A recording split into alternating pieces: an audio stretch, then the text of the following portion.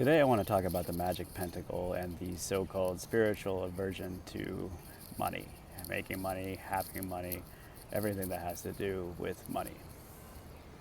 The Magick Pentacle is probably the most ignored and neglected of the magical processes. It represents the culmination of all of the energy, of the end result of the formula.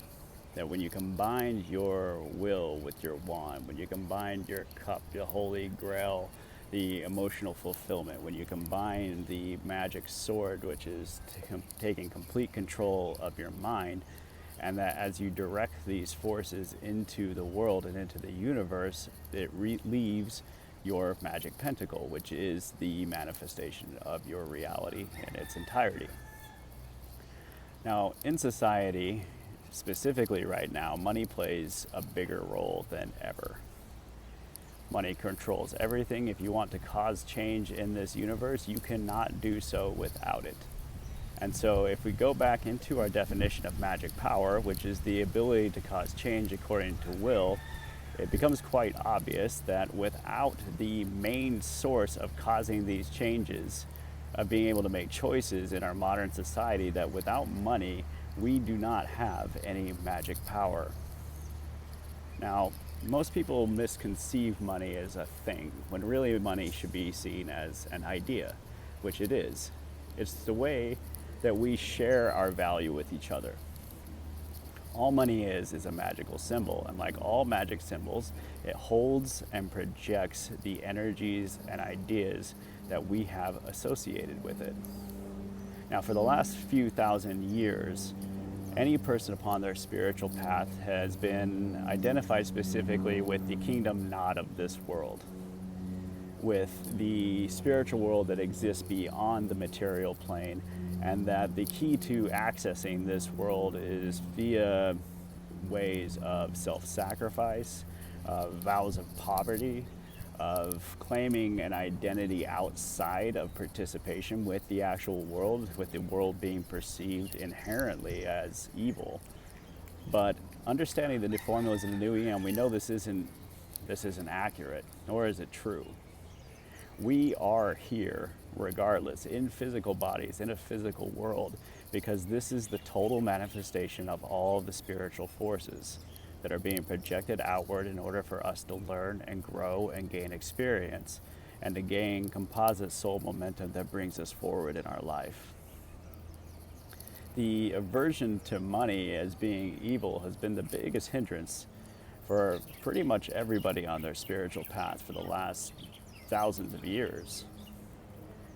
And the truth is that unless that we choose to master this now, and to take this on now, and to claim our own value and our own worth through money first, we will never be able to cause the changes in which this system is then obsolete and we can find a better way. Money has exactly everything to do with self-value. It's the way that you value your output into the world and the way you value how that is received back to you. It's what you really will accept and what you believe about yourself in its entirety. The true key to wealth is finding within you the source of your power, of your unique expression and your gift in this world, and then directing it out to the other people in this world. And also setting your value as to what you deserve to receive and what your output and what your influence is really worth. To get to the basis of this with any of my students, we always have to get into the self-value part, because anybody living in poverty is obviously not valuing their self. The way the system's set up now, you cannot even live off of a minimum wage. It's impossible, which means to even accept that sort of thing means you are accepting a reality for yourself in which you cannot even live, much less experience the extreme beauties and gifts that this world has to offer. If this is hitting you hard, this is important, because this is a major turnaround. If we want to build the new earth, if we want to cause major change, then we need individuals to step into their real power, and that means stepping into their financial power as well. to encompass all of it, not just part of it. Finances alone aren't enough. We still have to come into touch with our real spiritual power and our real will. We still have to train our minds. We have to find that ace of cups, that holy grail for ourselves too, which fills our cup to the point of overflowing and which becomes the source of what we can offer to the world. But if we neglect any of these aspects, then the formula is incomplete.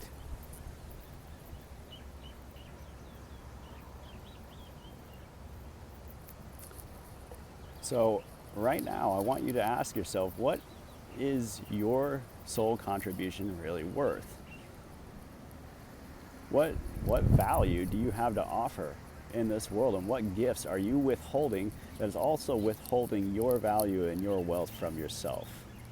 If you can get into touch with this and go and confront these belief systems and these mind patterns that hold you back from your own opulence, I promise you that you will be able to get over this hump and you'll be able to step into the life that you really enjoy, regardless of the circumstances, regardless of what the system is doing.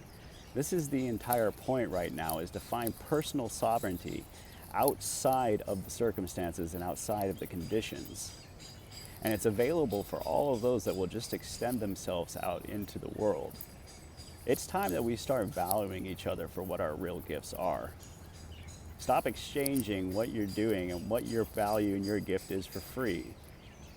Pay people for what they're worth, and I promise you, you'll get exactly what you pay for.